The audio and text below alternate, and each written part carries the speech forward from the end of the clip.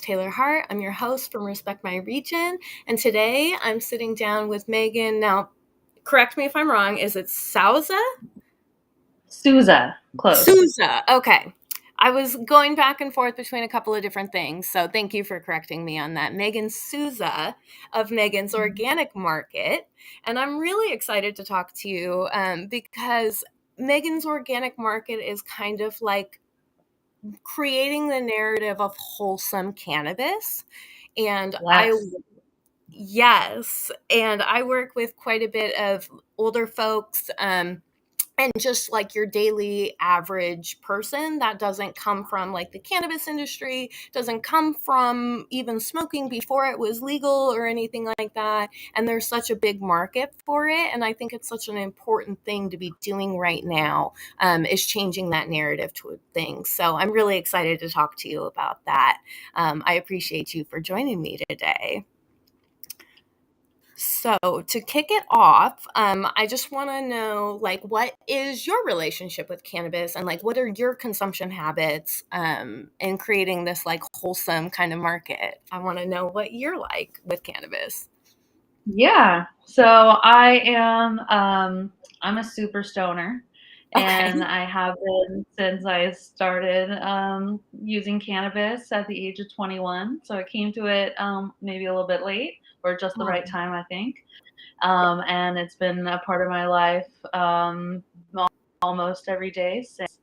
I did recently have a baby, and so that was a huge change to my cannabis relationship. So I made the choice to not use cannabis while pregnant and breastfeeding. Definitely, I don't. Everyone should make their own choice related to that. There are definitely some really legitimate reasons needing to use cannabis while pregnant. So I stopped a couple months ago and have restarted cannabis. And before pregnancy, I was dabs all day long. But when I came back to it, my tolerance was completely gone. So I had to start with flower and just a tiny little bit at a time. But I'm back to concentrate now and throughout the day. Yeah. So cannabis, it just helps my brain work better. I'm a more productive, effective human being under the influence of cannabis. And I hate those stereotypes about lazy, unaccomplished stoners, because that is not at all my experience. And I know plenty of really badass business people who are daily cannabis users like myself. Yes. So basically, cannabis is an essential part of me being like a functional human in the world. Yeah. But I always hated feeling like I was buying drugs every time I went shopping for cannabis. Wow. I was lucky enough to have a Prop 215 medical card while I was in college in Santa Cruz, so I was able to shop at Prop 215 dispensaries. But I hated the way it felt, with the security, way too much security guards and just behind the counter. And it's not, oftentimes you're going into a little dark den kind of thing. At least that's how it was in the Prop 215 days. And that's just not the vibe that I want to feel around cannabis, and I don't feel like it's necessary. Totally. So my mission was to, our tagline for Megan's Organic Market is making cannabis wholesome. Yeah. And we do that by first and foremost creating a really wholesome vibe, because our clientele are cannabis users, but they're also parents, and they are, members of local governments and leaders of local nonprofits and leaders of local companies. And there's no reason that people can't live like wholesome lives and have cannabis as a part of their life at the same time. Totally. Yeah. Just a heads up, our connection is a little bit bad, so you've been cutting in and out, so I didn't hear you if you said anything. Just like So I'll just keep affirmative talking unless statements. our connection gets better and you interrupt me. I just really was. So our vibe. Oh, sorry. Go ahead. Oh, I was gonna say, throughout everything that you were saying. We're having a bad connection. So Oh to fill in the empty no! space, I'll just keep talking. Our Yeah. vibe in our dispensary is we're trying to get away from the dispensary feel and make it just like a regular retail shopping experience. So all of our products are just out on tables on the retail floor, and you walk in and you pick up a shopping basket and you go around and pick things up and read the ingredients and inspect the flour and put it in your basket and then walk up to the checkout counter just like a regular retail store. So we're really trying to destigmatize the cannabis retail experience in our dispensaries. Yeah, that's amazing. Can you hear me right now? Yes, I can. Awesome. Okay, cool. Yeah, because that is something that in Washington has always been the norm is that you can't even touch product really. You're not even allowed to like grasp it or, handle it until you purchase it in a lot of places. So to have that like shopping cart kind of atmosphere to it is like taking it into the customer's hands and being able to really like truly get into it in a deeper sense. Because I know some people that like in my store, they're able to like look at things and check it out. And they spend sometimes a long time looking at the packaging and just trying to understand what it is that they're working with. So Yeah. I love that you guys have taken that model to it. I think it's going to be a big step forward into normalizing it on the broader sense of it. So now you were involved in Prop 215 as well, though, not just with the medical card, right? Can you talk to me a little That's bit right. about the Yeah, I've difference? been in the cannabis industry for a really long time. Yeah.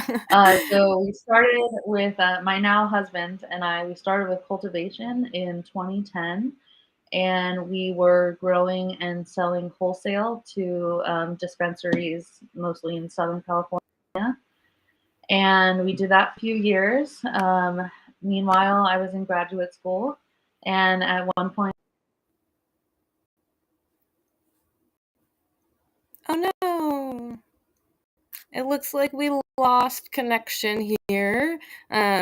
This has been something that we kind of knew might happen here. So let's just see really quick if it comes back here. I may have to have Megan come out and then come back in, maybe? Let's see if we can get this to reconnect.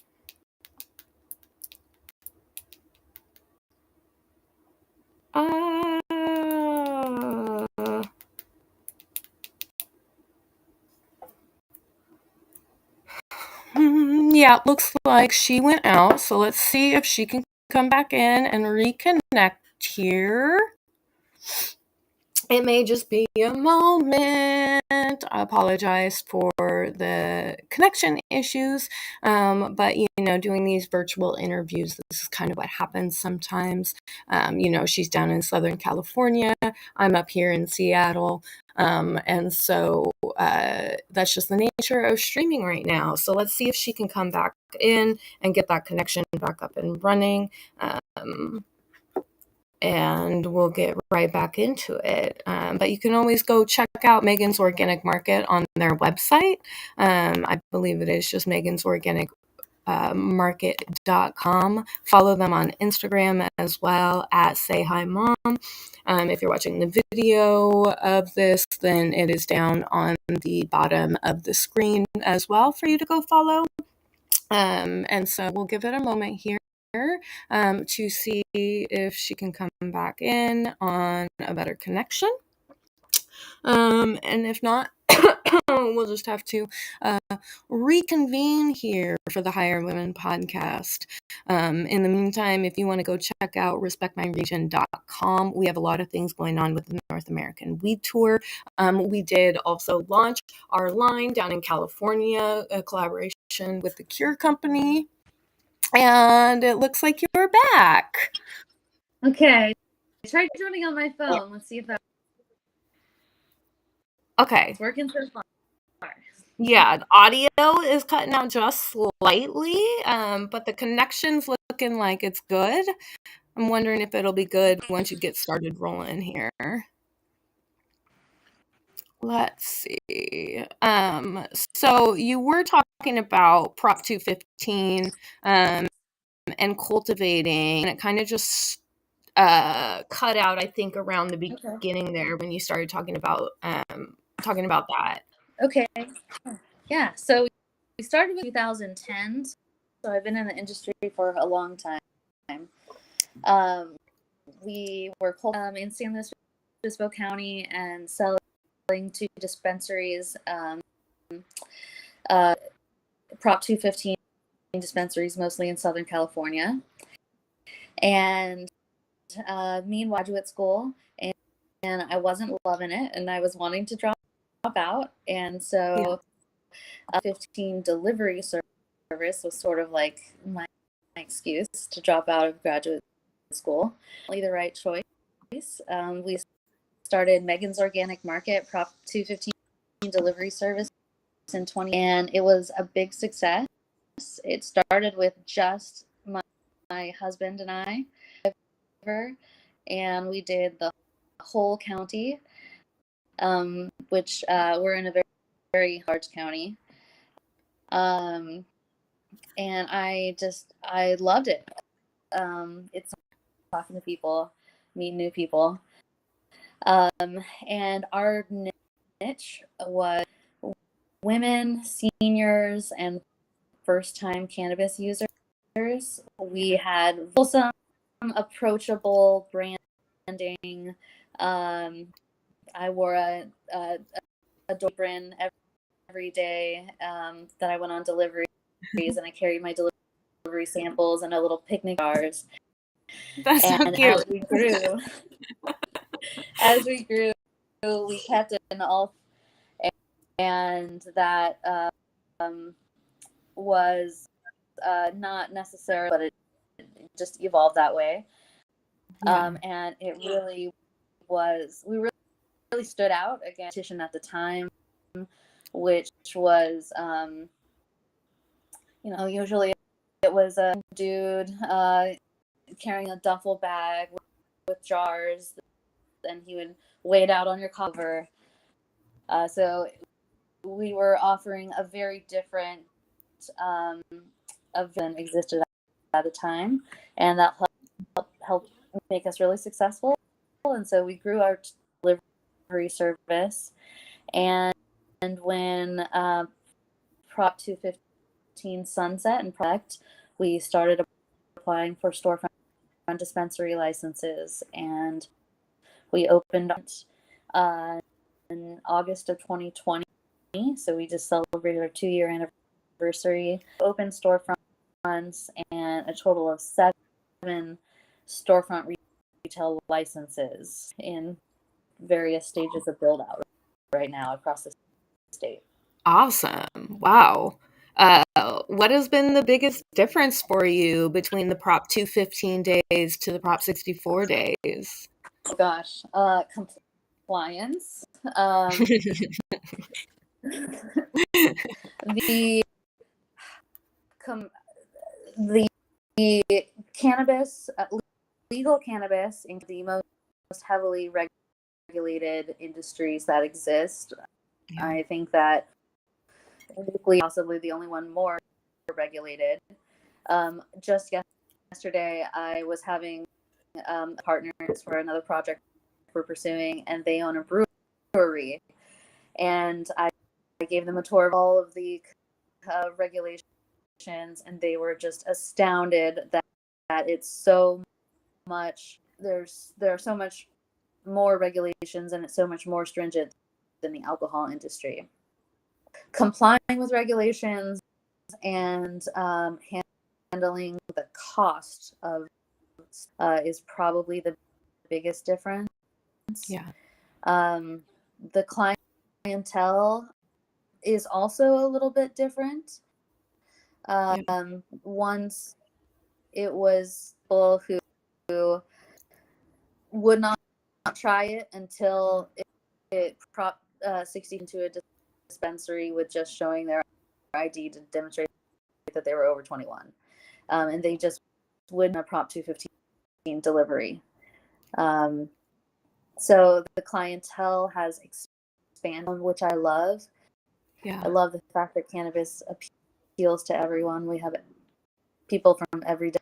And then, of course, there is to grow it and sell what we grew. So there is now there are so many layers from the farmer to the retailer. It goes from the farmer to the processor to the manufacturer to another distributor and then to the retailer. So the sort of direct connection and customer, I think, has definitely, that's one of the big negatives from changing from 215 to 64. For sure, yeah. You briefly mentioned there about like some of the regulations and stuff, but I just want to kind of touch on some of like packaging things and some of those kind of laws and regulations, because those are some things that really bother me in Washington State. Everything has to be prepackaged. Everything has to be pre-weighed out. You can't see anything, and nothing can be opened, and everything is pretty much in these like plastic, disposable, single-use kind of packaging, and then all of these like glass jars that the weed is in and whatnot aren't even recycled or used ever again. Pretty much, they just get thrown away.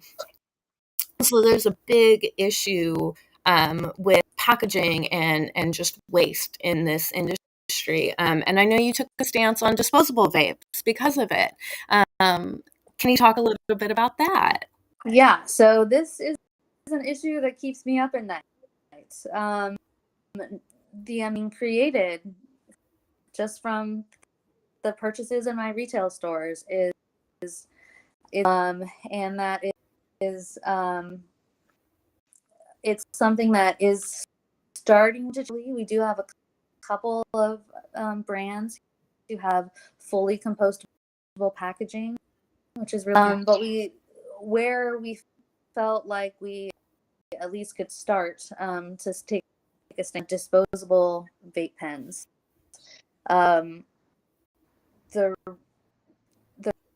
Those are e-waste. They're hazardous waste, and they are nobody actually an e-waste drop-off place. Everybody just throws them in the trash. Totally. And that will pollute our groundwater, and that really sucks. We do not carry disposable vape products. Yeah, that's do more. I really look forward to continuing to support brands who are switching to fully compostable packaging. But unfortunately, it's been, the industry is still relatively new. Customers demand it. The more conversations like this that happen, the more like the market will respond. Yeah, that is one of the biggest things that I try and get my customers and even some of my coworkers and just like friends to realize is that as the consumer, you hold so much power in your hand to tell the industry where to go with what you buy and what you're willing to buy. So the more that you buy those convenient disposable products, the more that they're going to be made and the worse it's going to be in the long run. So I try and inform as many people as possible about those things. So I commend you in all of your work. For real, for real. And I know that extends to... vote with your dog. Yeah. But I was going to say, I know that extends to community service work that you and employees go out and do as well, and a variety of other community efforts that you go forward. I was looking through a lot of them and I was like, wow, like for a company to take on even just like one thing to incorporate even into their annual kind of approach, right, is something that is still kind of not heard of across the board. Not every company goes out of their way to like do a lot of those things. So the amount that you get in is insane. So I just want to kind of hear, some of your stories Yeah. and your thoughts on the community involvement. Yeah. Well, I'll start with um, our environmental stuff since we're on the Yeah. topic of waste. So we have solar panels on our dispensaries, and all of our have solar panels, and So cool. each dispensary has a goal of being net, which I'm pleased to say we are achieving right now. So That's we amazing. produce as much energy as have rainwater catches at all of our dispensaries. Um, we have vehicle charging stations at our dispensaries, and all of our dispensaries outside or in the green business certification process. Love We it. we have committed um, to providing a minimum per month of company sponsored employee service. We pay our employees to volunteer in the community. So That once a month, is we have cleanup that we adopted. We also have a little mini you pick. We have 50 fruit trees and a few rows of so raspberries and cool. blackberries in community garden or farmland. Yeah.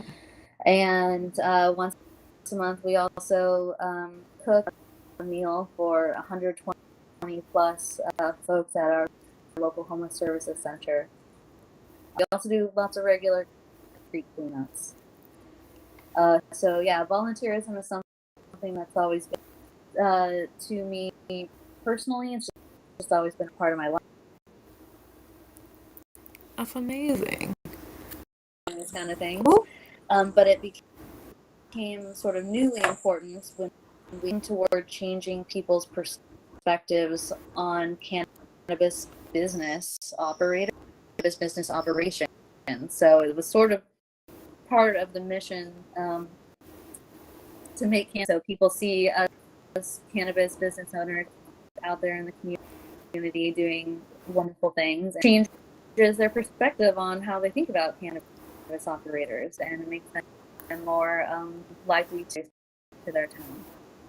Yeah, absolutely. And I think that goes, further than just the cannabis industry, seeing their leaders, any leader in general, being hands-on and getting out there, and actually like doing the work with everybody is, I think it's super important Oh because, yeah. a lot of the times, especially the way that corporations have, operated a lot of for a long time, honestly, has been under like the male lead, and oftentimes once the male like works his way up there, he's at the top, so now he doesn't have to do a lot of things, and so oftentimes they remove themselves from the day-to-day operations and whatnot, and that has always kind of been how it's been, I guess. And so to see leaders stepping into the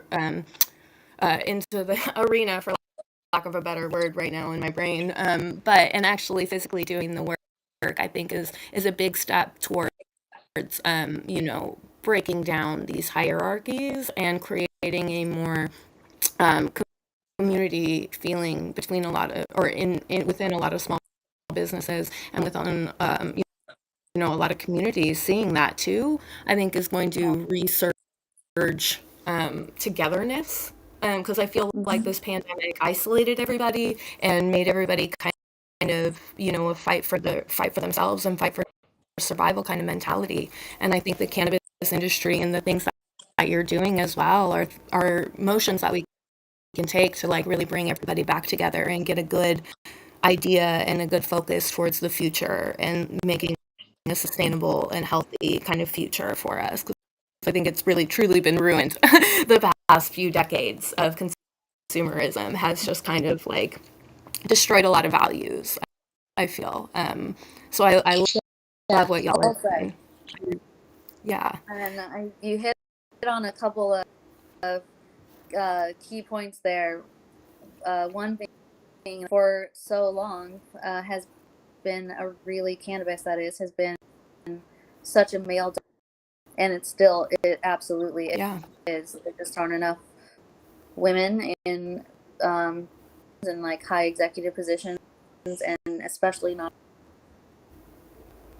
And that's starting to change, and I'm proud to say that Megan's Organic Market is 100% women owned. Hard to do, you know. Very much so. Searching for investors, you know, most people with a high net worth are men and not women. There aren't a lot of women investing.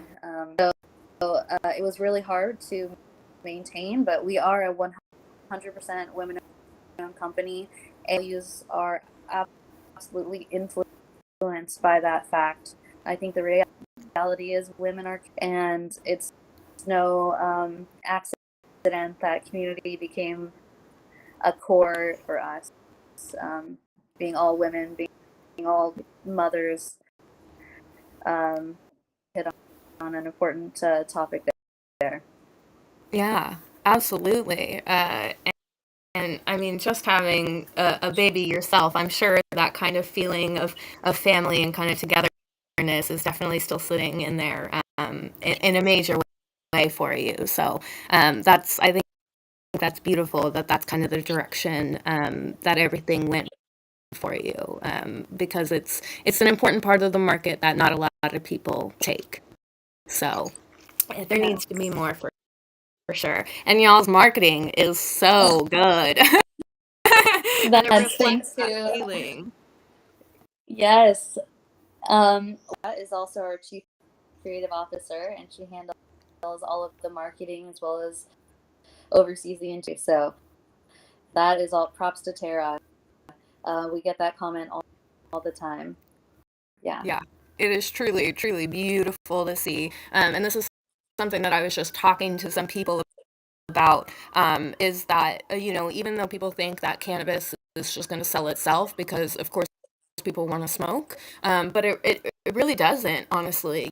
You have to put a lot of work into selling cannabis nowadays, especially because there's such a flooded market with so many different products, so many knockoff products, and so many just like terrible standards that are being pushed in beautiful packaging, and that's what people want, and they want that experience.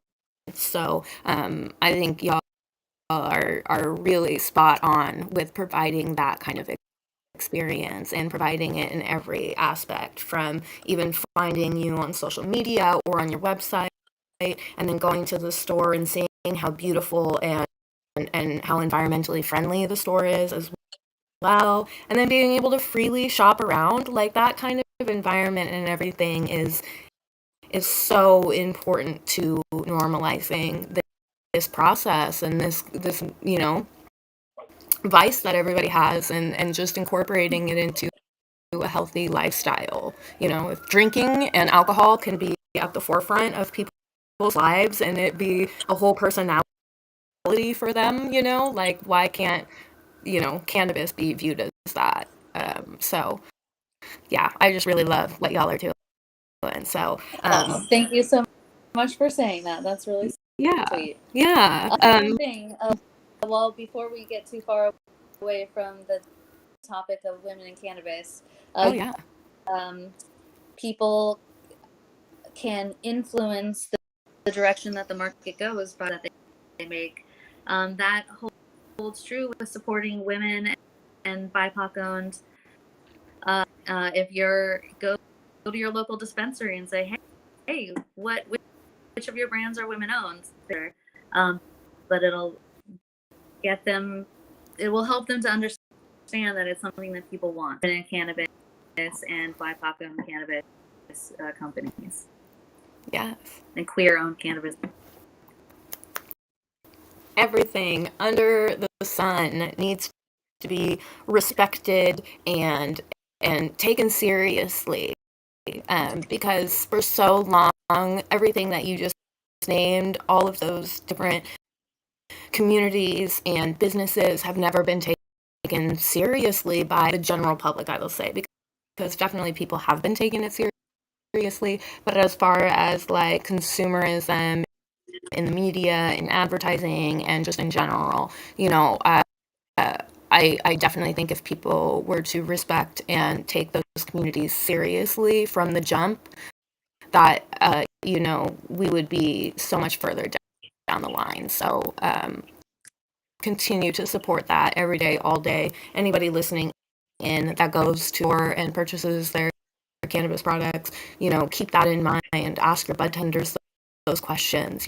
Find out where these products are coming from, how they're being made, and and take a good intention with you when you go and purchase these products, because it'll definitely be better for everybody in the long run.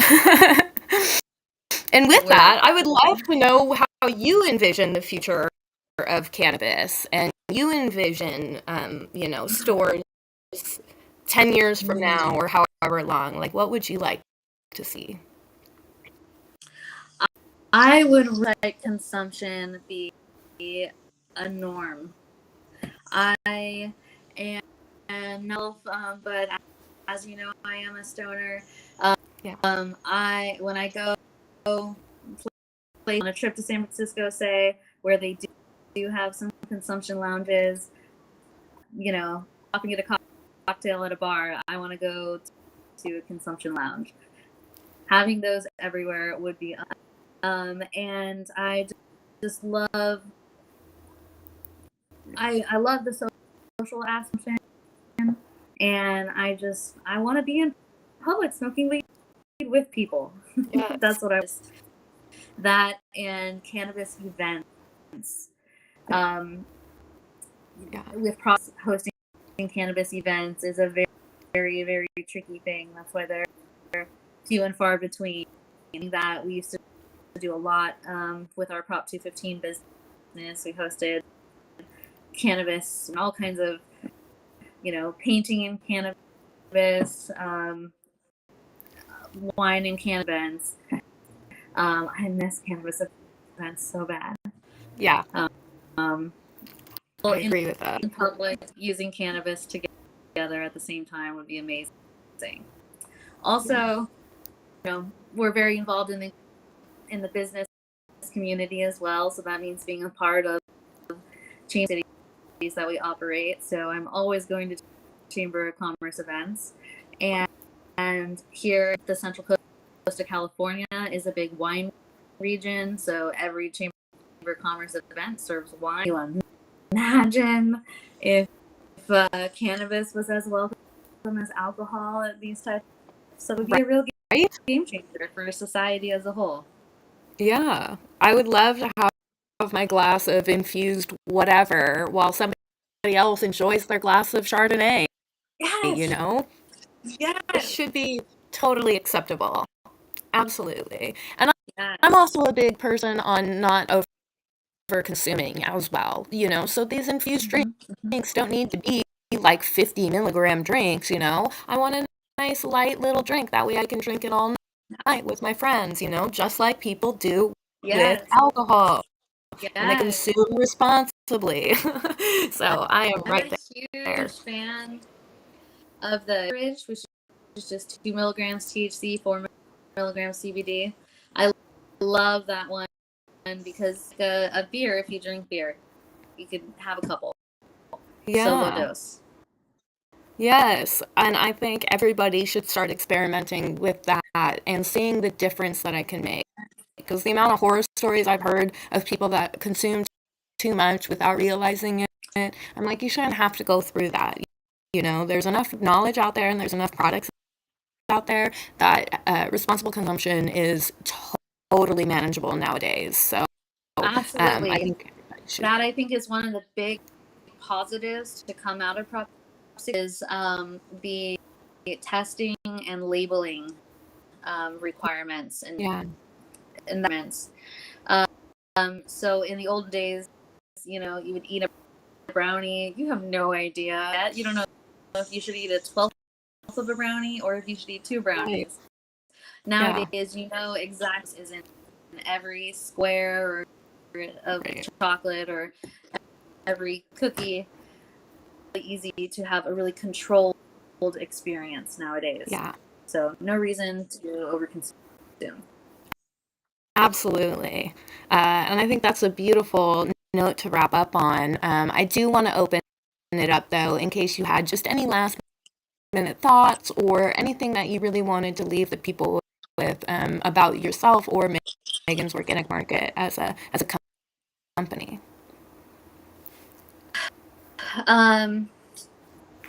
Gosh, I wish I had prepared a good closer here. I guess what we've sort of circled around a couple of times during this conversation, which is power to shape the industry. And the industry is so new and so great.